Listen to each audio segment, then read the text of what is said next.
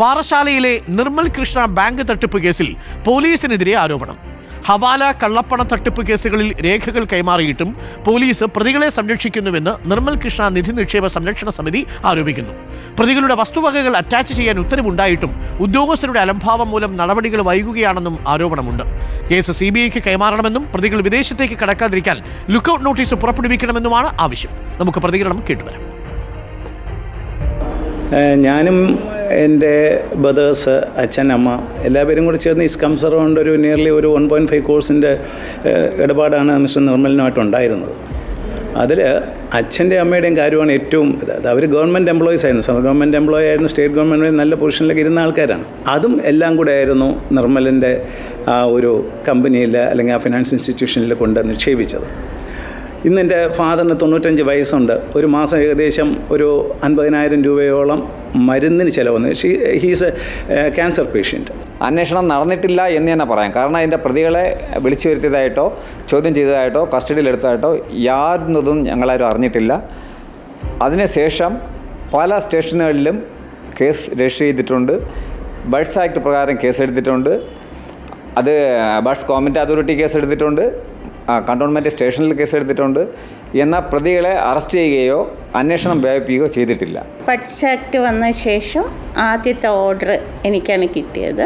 ബഡ്സിൽ, അതായത് എൻ്റെ കമ്പനിയുടെ അസറ്റ്സ് എൻ്റേതാണെന്നും നിർമ്മലിനും മറ്റ് പാർട്ട്നേഴ്സും എന്നെ ചതിച്ചതാണെന്നും അസറ്റിൻ്റെ ഉടമസ്ഥത എനിക്കാണെന്നും ഹോം ഡിപ്പാർട്ട്മെൻറ്റും കോമ്പിറ്റൻ്റ് അതോറിറ്റി ക്രൈം ബ്രാഞ്ച് ഈ കേസ് അന്വേഷിച്ചിട്ട് അവർ പറഞ്ഞ കാര്യങ്ങളെല്ലാം, അവരുടെ ക്ലെയിംസ് എല്ലാം തെറ്റാണെന്നും അവരുടെ ഡോക്യുമെൻറ്റ്സിലെല്ലാം ഒരുപാട് പാളിച്ചകളുണ്ടായിരുന്നു. പല ഡോക്യുമെൻറ്റ്സും ഫോർജ്ഡ് സിഗ്നേച്ചർ ഉപയോഗിച്ച് ക്രിയേറ്റ് ചെയ്ത ഡോക്യുമെൻറ്റ്സ് ആയിരുന്നു. അപ്പോൾ അതൊക്കെ വെച്ചിട്ട് ഇപ്പോൾ ക്രൈം ബ്രാഞ്ച് അന്വേഷിച്ച അതിൻ്റെ അടിസ്ഥാനത്തിൽ ഹോം അതോറിറ്റി എനിക്ക് എൻ്റെ അസറ്റ്സ് ഒന്നും അറ്റാച്ച്മെൻറ്റിൽ പെടില്ല എന്നും എനിക്കത് തിരിച്ചെടുക്കാമെന്നും ഉള്ള ഓർഡർ കളക്ടറും എല്ലാവരും പാസ്സാക്കി എന്നെ സപ്പോർട്ട് ചെയ്തു. നിർമ്മൽ കൃഷ്ണ ബാങ്ക് തട്ടിപ്പ്, അതാണ് കേസ്.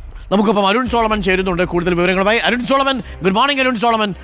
എന്താണ് യഥാർത്ഥത്തിൽ ഈ നിർമ്മൽ കൃഷ്ണ ബാങ്ക് തട്ടിപ്പ് കേസിൽ പോലീസുകാർ ഈ പരാതിക്കാർക്കൊപ്പം നിൽക്കാത്തതിൻ്റെ കാരണം?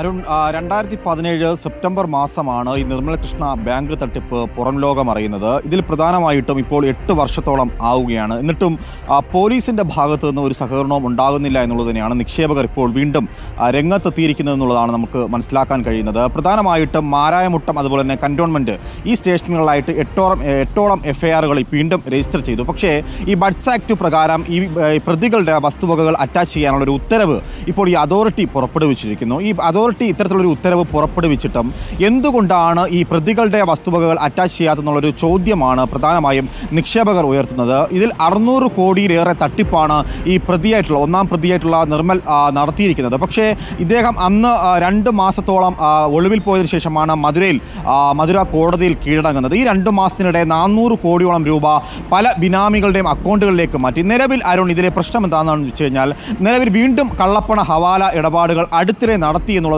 ഇപ്പോൾ നിക്ഷേപകർ പ്രധാനമായും ഉയർത്തുന്നത്. പ്രദേശത്തെ കശുവണ്ടി തൊഴിലാളികൾ മുതൽ ഇപ്പോൾ ഈ ഗവൺമെന്റ് ഉദ്യോഗസ്ഥർ വരെ അവർ സ്വരുക്കൂട്ടിയ അവരുടെ നിക്ഷേപമാണ്, അവരുടെ സ്വപ്നമായിരുന്നു, ആ പൈസയാണ് ഇവിടെ നിക്ഷേപിച്ചത്. പക്ഷേ വലിയൊരു തട്ടിപ്പ് നടത്തിയിരിക്കുന്നു. ആ തട്ടിപ്പിൽ 8 വർഷത്തോളമായിട്ടും ഒരു നടപടിയും ഉണ്ടായിട്ടില്ല. ആകെ ബഡ്സ് ആക്ട് വന്നപ്പോൾ പൂജ ഗാർമെന്റ്സിനും ഉടമയായിട്ടുള്ള ഉഷയ്ക്ക് മാത്രമാണ് ആകെ നീതി കിട്ടിയിട്ടുള്ളത്. അവരാണിപ്പോൾ നമ്മളോട് ആ ഒരു പ്രതികരണം പങ്കുവച്ചത്. ഇതിൽ 15,000-ഓളം വരുന്ന നിക്ഷേപകരാണ് ഇവിടെ പണം നിക്ഷേപിച്ചിരിക്കുന്നത്. പലരും അവരുടെ മക്കളുടെ വിവാഹത്തിന് ആവശ്യങ്ങൾക്കായിട്ടാണ് പണം നിക്ഷേപിച്ചത്. പക്ഷേ ചിലരൊക്കെ മൺമറഞ്ഞു പോയിട്ടുണ്ട്. പക്ഷേ എന്തുകൊണ്ട് ഇതിൽ ഒരു നടപടി ഉണ്ടായില്ല എന്നുള്ള ഇപ്പോൾ ആവശ്യപ്പെട്ടുകൊണ്ട് പ്രതികൾ ഇതിൽ ഈ നിർമ്മലിൻ്റെ മകളുടെ വിവാഹം ഇപ്പോൾ അടുത്തിടെ നടന്നു. 5 കോടിയോളം രൂപ, വളരെ ആഡംബരമായിട്ടുള്ള ഒരു വിഭാഗമാണ് നടന്നത്. ഇത്തരത്തിൽ സമൂഹത്തിലെ ഉന്നതരായിട്ടുള്ള രാഷ്ട്രീയക്കാരുടെ, പോലീസ് ഉദ്യോഗസ്ഥരുടെ ഒക്കെ പങ്ക് ഉണ്ട് എന്നുള്ള ഒരു വലിയൊരു ആരോപണമുണ്ട്. ഇതിലിപ്പോൾ DGP ഈ പ്രതികൾ വിദേശത്ത് കടക്കാതിരിക്കാൻ ഒരു ലുക്കൌട്ട് നോട്ടീസ് പുറപ്പെടുവിക്കണമെന്ന് ആവശ്യപ്പെട്ടുകൊണ്ട് ഇപ്പോൾ ഈ സമരസമിതി ഇപ്പോൾ DGPക്ക് പരാതി നൽകിയിരിക്കുന്നത്. മറ്റൊരു പ്രധാനപ്പെട്ട കാര്യം,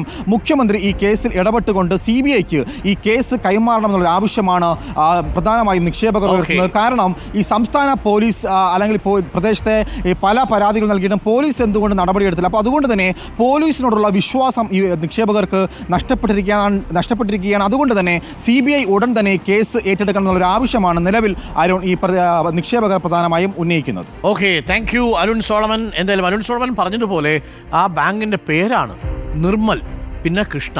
എന്നിട്ട് ബാങ്ക് തട്ടിപ്പ് നടത്തുക. 400 കോടി രൂപയിലധികമാണ് ബാങ്ക് തട്ടിച്ചതെന്നാണ് പറയുന്നത്.